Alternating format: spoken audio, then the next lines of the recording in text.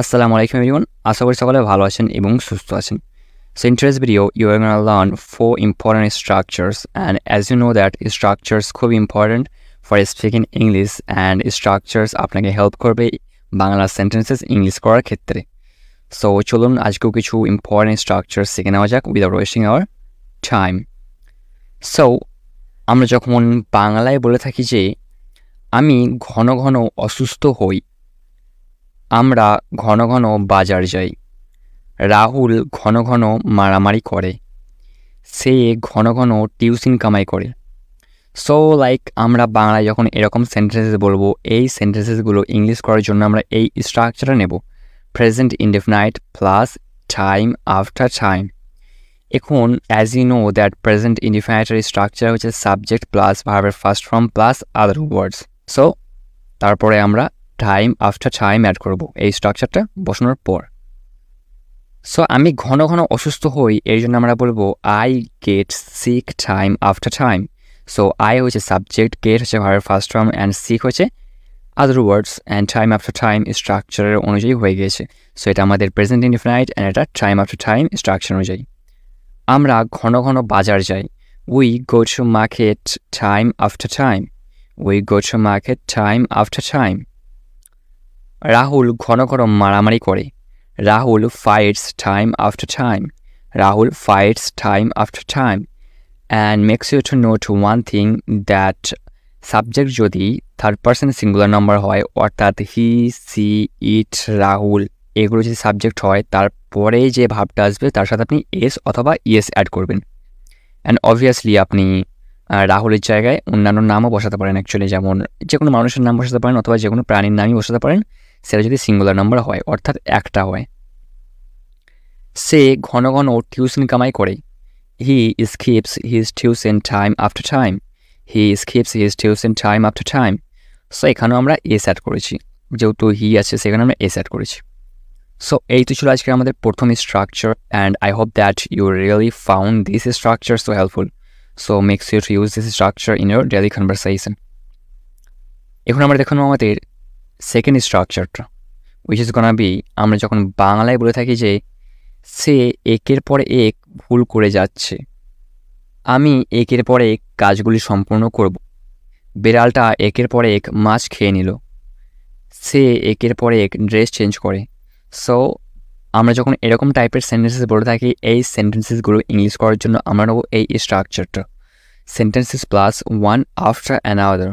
And একটু notice করবেন যে এখানে কিন্তু আমরা 4টে সেন্টেন্স নিয়েছি, অ্যান্ড 4টে সেন্টেন্সে কিন্তু আলাদা আলাদা সেন্টেন্স.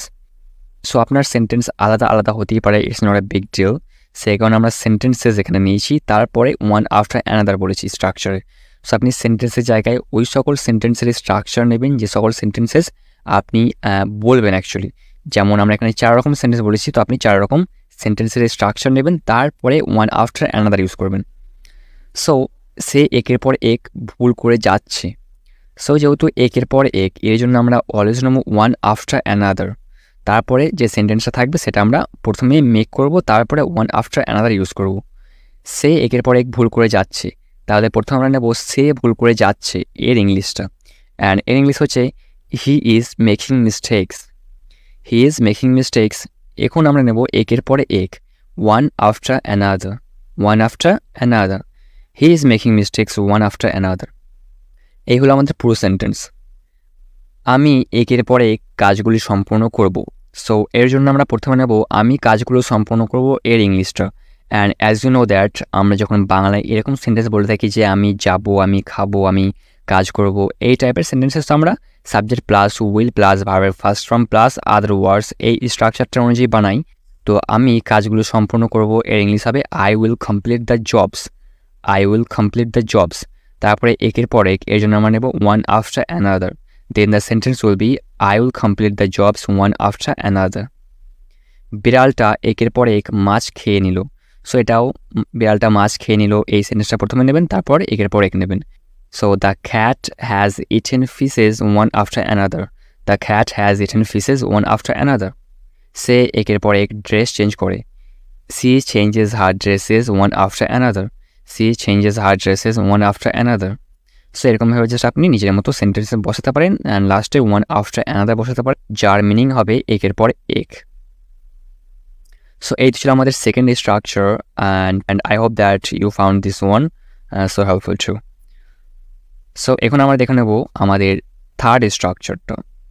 সো আমরা যখন বাংলায় বলে থাকি যে এই যে তোমার মোবাইল, এই যে তার সাইকেল, এই যে তোমাদের টাকা, এই যে তোমার বইগুলো।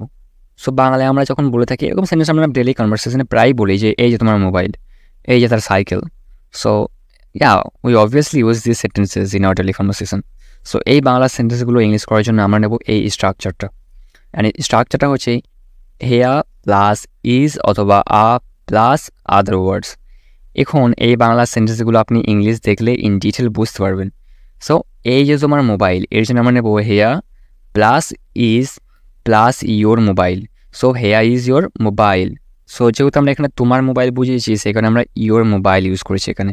সো আপনি অন্যান্য কারোর কোনো জিনিস থাকলে সো যার জিনিস সেই ইংলিশটা ইজের পর নেবেন এবং অবভিয়াসলি যেই জিনিসটা আপনি মেনশন করছেন ওটা নিয়ে নেবেন, যেমন আমরা নিয়েছি actually. I hope that you are understanding this. So like here is your mobile, এই যে তোমার মোবাইল। এই যে তার cycle, here is her cycle, here is her cycle. এই যে তোমাদের টাকা, here is your money, here is your money. এই যে তোমার বইগুলো, here are your books, here are your books. এখানে যেহেতু আমরা বইগুলো বুঝিয়েছি দ্যাটস ওয়াই আমরা আ ইউজ করেছি।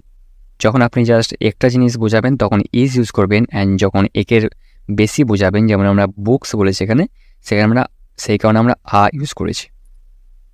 সেরকমভাবে জাস্ট আপনি সেন্টেন্স ক্রিয়েট করতে পারেন, হাজার হাজার সেন্টেন্স ক্রিয়েট করবেন আপনি যেমন চান অ্যাকচুয়ালি, অ্যান্ড আপনার যেটা প্রয়োজন সেটাই আপনি বানাবেন। সো এই ছিল আজকে আমাদের থার্ড স্ট্রাকচার। এখন আমরা দেখে নেব আমাদের লাস্ট ইম্পর্টেন্ট স্ট্রাকচার। অ্যান্ড আমাদের লাস্ট স্ট্রাকচার হচ্ছে আমরা যখন বাংলায় বলে থাকি যে আজ কাজ করার কোনো প্রশ্নই ওঠে না, তাকে সাহায্য করার কোনো প্রশ্নই ওঠে না, ওখানে যাওয়ার কোনো প্রশ্নই ওঠে না, তোমাকে টাকা ধার দেওয়ার কোনো প্রশ্নই ওঠে না। সো আমরা এরকম সেন্টেন্সেস প্রায় বলে থাকি আমাদের ডেলি লাইফে বলে থাকি। সো এই বাংলা সেন্টেন্সগুলো আমরা কীভাবে ইংলিশ করব? সো এই বাংলা সেন্টেন্সগুলো ইংলিশ করার জন্য আপনাকে নিতে হবে no question raises to plus verb first form plus other words, এই স্ট্রাকচারটা। সো এক্সাম্পলসের ইংলিশগুলো দেখুন, তাহলে আরও ইন ডিটেল বুঝতে পারবেন। আজ কাজ করার কোনো প্রশ্নই ওঠে না, এর জন্য আমরা নেব no question raises to work today, no question raises to work today. তাকে সাহায্য করার কোনো প্রশ্নই ওঠে না, no question raises to help him, no question raises to help him. ওখানে যাওয়ার কোনো প্রশ্নই ওঠে না, no question raises to go there, no question raises to go there. তোমাকে টাকা ধার দেওয়ার কোনো প্রশ্নই ওঠে না, no question raises to lend you money, no question raises to lend you money. তো এরকমভাবে জাস্ট আপনি ইচ্ছা মতো সেন্টেন্সেস ক্রিয়েট করতে পারেন, হাজার হাজার সেন্টেন্স ক্রিয়েট করতে পারেন। জাস্ট ভার্বের ফার্স্ট ফর্ম চেঞ্জ করে দিন অ্যান্ড আদার ওয়ার্ডসের জায়গায় আপনি অন্যান্য আদার ওয়ার্ডস ব্যবহার করতে পারেন, অ্যাকচুয়ালি অন্যান্য শব্দ ব্যবহার করতে পারেন। সো এই তো ছিল আজকে আমাদের কিছু important and interesting structures, and I hope that আপনার ক্লাসটা ভালো লেগেছে।